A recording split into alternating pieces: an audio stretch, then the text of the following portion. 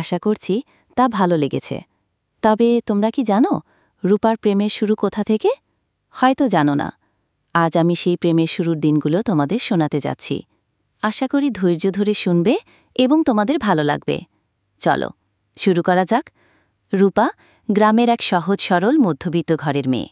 বয়সে ছোট হলেও মনটা তার ছিল অনেক বড়। সে পঞ্চম শ্রেণীতে পড়ে। তার বড় বোন লাইলা বয়সে ১.৫ বছরের বড় হলেও কাকতালীয়ভাবে দুজনেই পড়ে। রূপার লাইলার সম্পর্ক দুই বোনের মধ্যে সীমাবদ্ধ ছিল না। তারা ছিল পরম বন্ধু। একসঙ্গে স্কুলে যেত, একসঙ্গে ঘুরতে বেরোত, এমনকি রাতে এক বিছানায় ঘুমাত। একে অপরের কাছে মনের সব কথা অকপটে বলত। সেদিন ছিল শুক্রবার। দুপুরের রোদ নরম হয়ে আসছিল। বাড়ির পুকুর পাড়ে শান বাঁধানো ঘাটে বসে রূপার লাইলা গল্প করছিল। হঠাৎ পাশে থাকা রাস্তাটি দিয়ে দুটো ছেলে হেঁটে যাচ্ছিল। পোশাক দেখেই বোঝা গেল ওরা মাদ্রাসার ছাত্র। তাদের মধ্যে একজনকে তারা চিনত, নাম আবির। লাইলা ডাক দিয়ে উঠল, আবির, ওই আবির, ওই যে তোর পাশে যে আছে, কে রে ও? আবির কিছুটা হাসি মুখে উত্তর দিল, ও আমাদের মাদ্রাসার নতুন ছাত্র। লাইলা আবার প্রশ্ন করল, নতুন ছাত্র? নাম কি ওর? রুকন। রুকনের নতুন বাড়ি কোথায়? বেবেলাইপুর। আজই ভর্তি হয়েছে। এই ছোট্ট কথোপকথনের পর তারা ধীরে ধীরে চলে গেল। লাইলা তখনও আগ্রহ নিয়ে তাকিয়ে আছে, কিন্তু রূপা কিছু বলছে না, চুপচাপ বসে চেয়ে আছে রুকনের দিকে।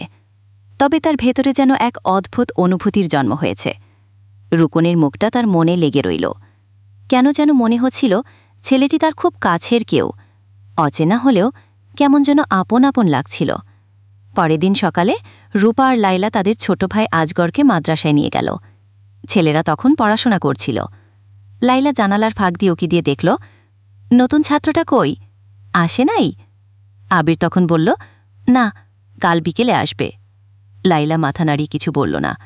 রূপাও চুপচাপ রইল। তবে তার মনের মধ্যে চলতে থাকল এক অজানা আলোড়ন। পরের দিনই রুকন এলো মাদ্রাসায়। তখন পরন্ত বিকেল। মাদ্রাসার ছাত্ররা তখন মাঠে গোল্লাছুট খেলছিল। রূপা ও লাইলাও তাদের সঙ্গে খেলছিল। রুকন যখন মাঠে এলো, রূপা তাকে দেখে একটু থমকে গেল। লাইলা বলল, কি রে, খেলা করবি না?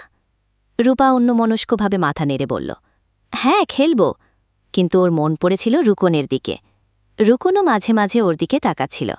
ওদের মধ্যে এক অনীরব বোঝাপড়া তৈরি হচ্ছিল। এরপর থেকে খেলার মাঠে, রাস্তায়, মাদ্রাসার আশেপাশে ওদের দেখা হতো প্রায়ই। একে অপরকে দেখতে দেখতে তাদের মধ্যে একটা সূক্ষ্মতা তৈরি হয়ে গেল। যদিও তারা খুব বেশি কথা বলত না, কিন্তু চোখের ভাষাতেই তারা একে অপরের মনের কথা বুঝতে পারত। ধীরে ধীরে তাদের মধ্যে এক মিষ্টি সম্পর্ক গড়ে উঠল, যা ছিল ভালোবাসার শুরু।